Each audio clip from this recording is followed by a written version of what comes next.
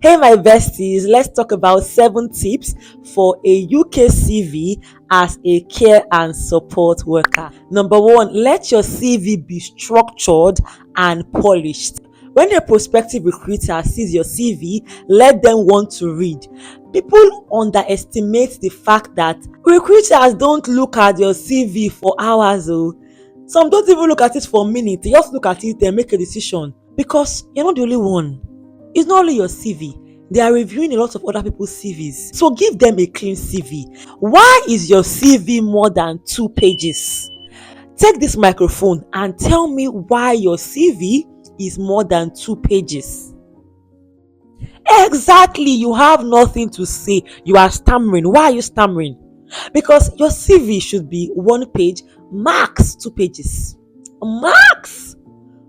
Unless you have 15 years experience, 20 years, 20, and I've even seen a CV of someone that has 20 years experience and the CV was just 2 page, 1.5 safe.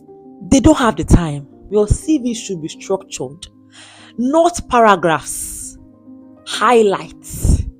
A lot of you have been dropping comments saying, talk about CV for care and support work. I'm talking now. So please listen. Highlight. Your font, use regular font, Calibri, Arial, Times New Roman. Anything that is more than all of this, you are doing too much. Font size, I would say 12. Now, there are some organizations, they would even tell you the font size. Follow what they are saying. There is a reason why. You're not a graphic designer. Leave all these fonts. You want to be a carer or a support worker. Focus on what you should focus on. If you're the kind of person that you make an application and your CV just got rejected immediately, it is because ATS looked at it, the applicant tracking software looked at it. That's a machine. And that machine is looking at it to see if your CV is even worth a human being reading or it has the keywords. And it's from all of these things. If you are putting fonts that they don't understand, it would even confuse the machine. So just stick to these structures and you would have a very clean looking CV. Now, my second tip is start with a strong personal statement. I call that your elevator pitch. Because I said that people don't have time, your recruiters don't have time, when they are looking, the most important bit would be the beginning part. If it's able to hook them, a lot of them will just continue. Sometimes they don't even look at your CV to the end because what they are seeing, just now, this person is not it. So give them a strong personal statement. Sell yourself from the first page, from the first line itself. After your name, some CVs you don't even put your name because of anonymization. So it just depends on the organization you are applying to. But sell yourself. Where I'm currently working in, by the way, don't even think of asking me where I'm working. But where I'm currently working in, there was nothing like name. In fact, if you put any identifiable information, you get rejected immediately. So there was no name, nothing, no nationality. Do a good job. The professional summary is your beginning. That's the only part of your CV that will be like a very short paragraph. And let it be a strong elevator pitch. Sell yourself. A lot of you use ChatGPT for your CVs, and there is nothing wrong with using ChatGPT for your CVs. But there are some prompts you should even give ChatGPT.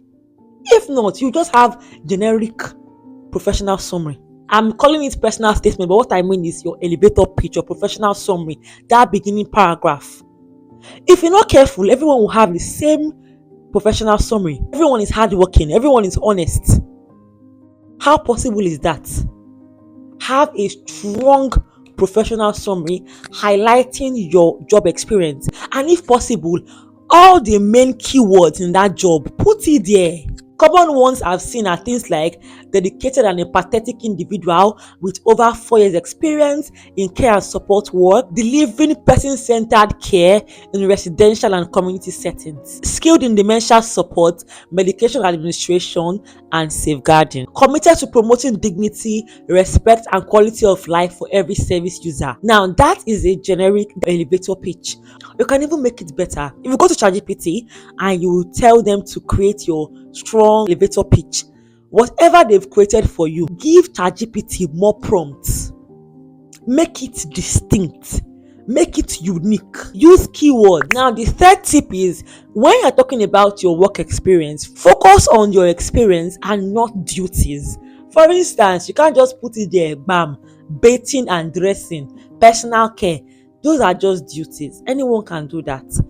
Write it as experiences, of course highlighted, but use action verbs: monitored, evaluated, assessed, supported. These are action verbs. And by the way, if you want me to personally review your CV, tell you everything that is wrong with your CV, prefer solutions, click the link in the description box. Book that service. A lot of times people just want free things, but to invest in something once that will change the trajectory of their career is always a problem.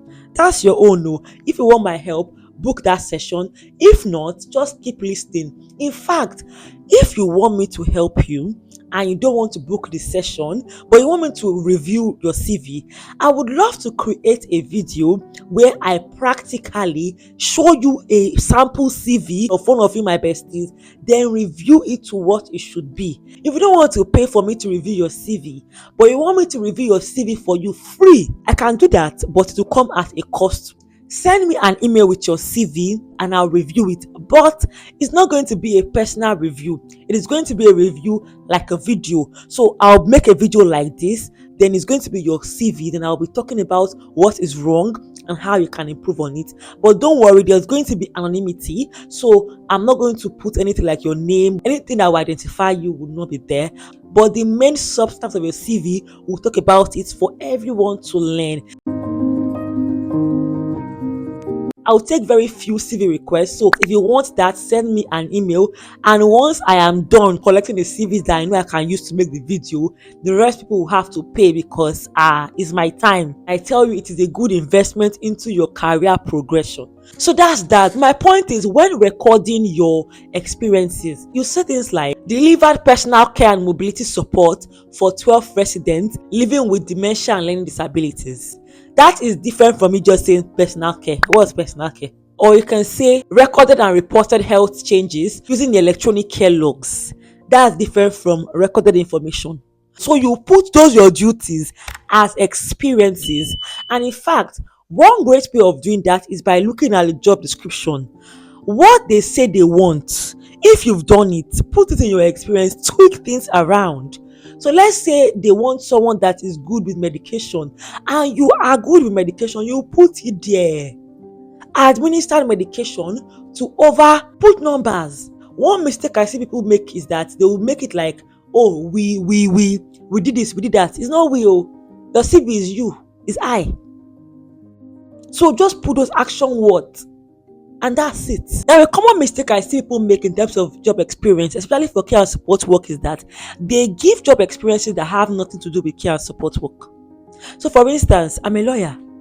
Why will I be putting my experience in law firm in care and support work CV? What? The only place that you can even use to know that I'm even a lawyer is even in terms of my educational qualifications. And that self is not even compulsory. Otherwise, your experiences that have nothing to do with care and support work has nothing to do in that CV. If you don't even have experience, I've made a video for you. Go and watch it. I'll put up the link. Or you can go and look at my playlist for care and support work. You will see the video there. Even if you don't have that paid experience, there are lots of unpaid opportunities that you most likely have. There are lots of informal care experiences that you have. Articulate it well. Those are the things that you should put in your experience segment. By the way, I think I should even tell you the ideal structure of a CV. The ideal structure should be the beginning part where you put your name. I would put my phone number, my email address, a professional email address, meaning your name, not badbitchfinegirl@yahoo.com. Then I don't put my address in my CV. And I don't encourage people to do so. All you can see in my CV is United Kingdom. That's all they need to know. Especially if you are applying for jobs outside your city. So if, for instance, you are in Lincoln, you are applying for a job in London, then you see Lincoln, don't you know that they'll start thinking that, oh, does that mean you will not have... Now, of course, at last, they will still know where you live. But your CV, see, make things as easy as possible for you to just get the job. Put United Kingdom. Especially if you want to go around. Why are you putting your full address? It's not even safe for confidentiality. Don't do that. Just put United Kingdom. That suffices, I promise you. Then in terms of structure, the next bit is your professional summary. As I said, the next bit is your skills, which leads me to my fourth point. Because I mentioned experiences before skills, but in actual fact, you should put your skills before your experiences. And your skills should just be things like person-centered care, medication administration, empathetic working, collaborative work, things like that. So just highlight. That's it. Ensure whatever you are putting aligns with your job description. Then the next bit would now be the experiences that I've mentioned earlier. And after that, the next bit will be your education or training. But let me make something clear.